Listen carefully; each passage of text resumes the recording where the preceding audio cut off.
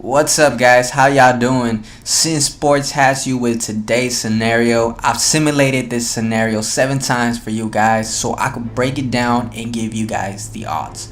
Also, some of the most recent updated cyber faces and jerseys are up, so you might get to see a few of them. Comment if you would like to see a full-on display video, cause I can surely do that for you guys. But without further ado, let's get to it. Rumors have it that recently Kyrie Irving wants to be traded this summer, and there has been 6 different teams that have been reported to give some good offers. But like we all know, this is quite not free agency. So even though Cleveland management does respect Kyrie and will put him into consideration, Kyrie doesn't really have much of a say where he does land if traded this season. Reports have it that Kyrie would like to join his hometown and play for the Knicks. But there would have to be a 3-team trade, including Houston, because that's the place that Carmelo is willing to play for right now. Also, another team that might be possible is playing alongside Jimmy Butler in Minnesota, where I'm sure would be the best fit for him, knowing the chemistry between the two. I probably think that would be the best place that suits him if he wants to compete. So today, we're going to focus on the Suns only. If you're the Cavaliers, this trade probably makes the most sense. Many reports have connected these two teams on a possible trade clash. Recent activity has shown LeBron working out with Eric Bledsoe and also talking about how he would like the rookie Josh Jackson to be part of this trade for Kyrie. Cleveland has made it really clear that they're looking for 3 things in exchange for Kyrie: a veteran starter caliber player who can contribute to the game. Eric Bledsoe is that guard who is entering his 8th season in the National Basketball Association. A young player under their rookie contract is the second thing. The reports have it that the Suns are not open yet to trade for Josh Jackson. At the beginning, they made it clear they were not willing to, but as soon as discussions opened, they might have a different say on it once negotiations start. And finally, a first-round pick, with Cleveland looking to possibly turn a different direction next summer.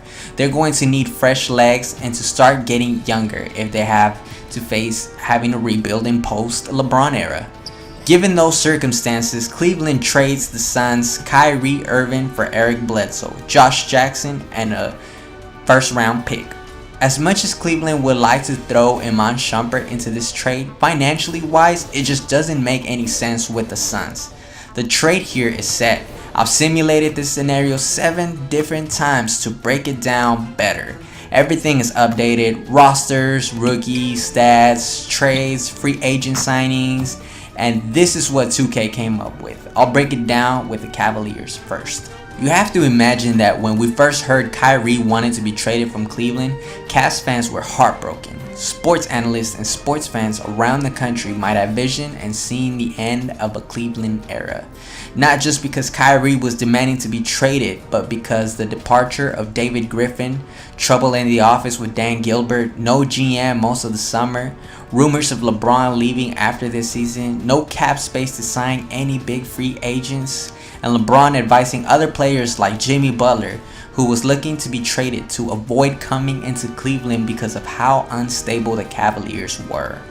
Boston Celtics were amongst the favorites to come out of the East with the addition of Gordon Hayward. Given the whole bumpy summer, Cleveland just not so bad during the season. Eric Bledsoe fit in just fine. Not quite in Kyrie's league, but he doesn't have to be. He can be the playmaker that Cavs have been missing. If he doesn't quite make up for scoring, that's not a problem.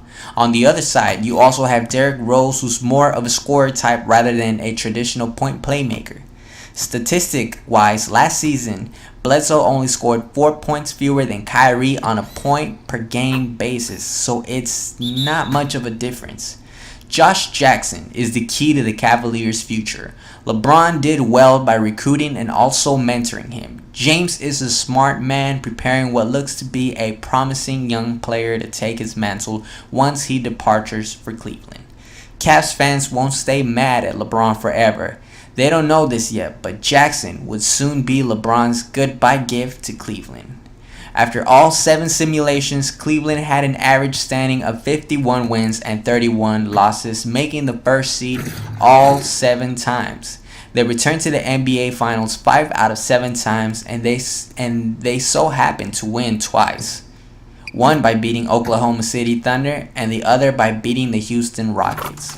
The other 3 times they lost to Golden State. So basically, all goes well for Cleveland unless they meet the Golden State Warriors on the other end.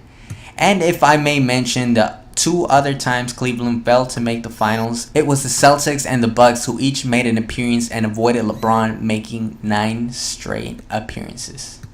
Looks like Cleveland did just fine without Kyrie. But how did Kyrie do without Cleveland? Kyrie's reason to want to be traded was to become the focal point of a team that he was. But the situation he was put into was not an easy one. I mean, the Suns were the 2nd worst team in the NBA last season.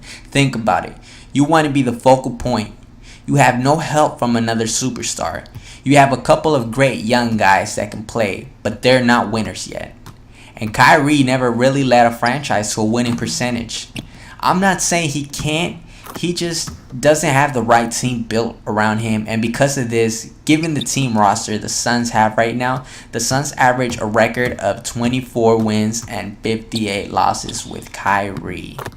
Out of the 7 times I've simulated this scenario, the Suns made the playoffs once and they were able to get past the first round only. 2K basically predicts there's a percentage of 16.6 chance the Suns will make the playoffs this season with Kyrie leading them. That's just basically means because Kyrie plays in the West now, it's even less likely he will reach the playoffs. Guys who've missed the playoffs in the West like Karl Anthony Towns and Andrew Wiggins, Dirk Nowitzki, Anthony Davis, and DeMarcus Cousins all are highly talented, and I doubt they'll miss the playoffs if they were in the East. The Lakers were not in the playoffs last year either, but that just shows how loaded the West is right now. So if Kyrie and the Suns don't make it, I would see why. We looked at it from Kyrie's perspective already, but for the whole Suns team, adding Kyrie has its pros and cons. I'll start with the cons.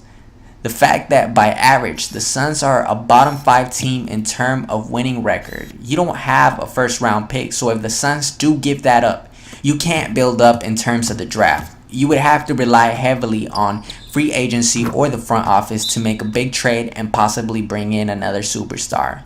But let this be a reminder that even though Kyrie was used to being in the finals and competing for the last 3 years, you probably won't be in another finals anytime soon if you're still playing in the West with the Suns and no superstars in your team.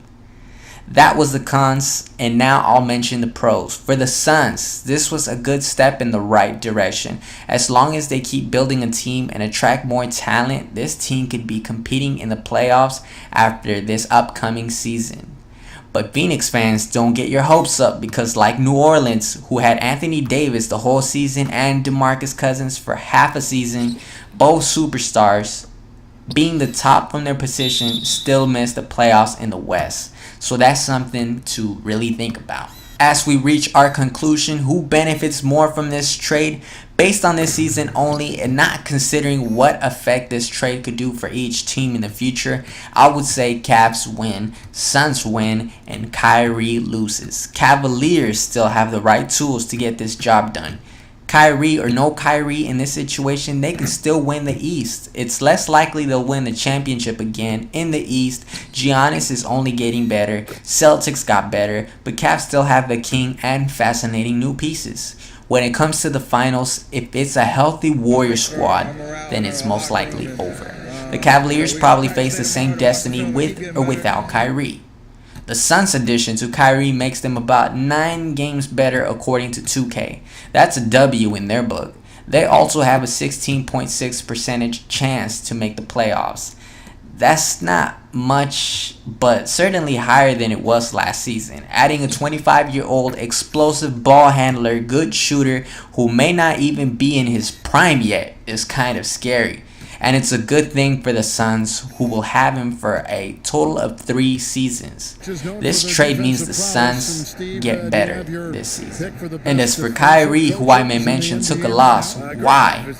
because he is stepping out of the spotlight to become his own man and have his own team. He has to deal with a team who is not used to winning like the team he played for, making 3 straight finals appearances. The Suns were the second worst team last year. Kyrie was in the second best team last year. The Suns are not quite the team you would want to be traded to if you're Kyrie, but if they surround him with the right team and the right staff, then maybe Kyrie can take a W sometime in the future. That's our 2K simulation conclusion. Hope you guys enjoyed it. Stay tuned. Shout out to you guys who stayed all the way to the end. If you want to see a Kyrie trade to Timberwolves with Jimmy Butler and Karl Anthony Towns, comment #Timberwolves. Thanks again, you guys. I'll see you all next time. Peace out.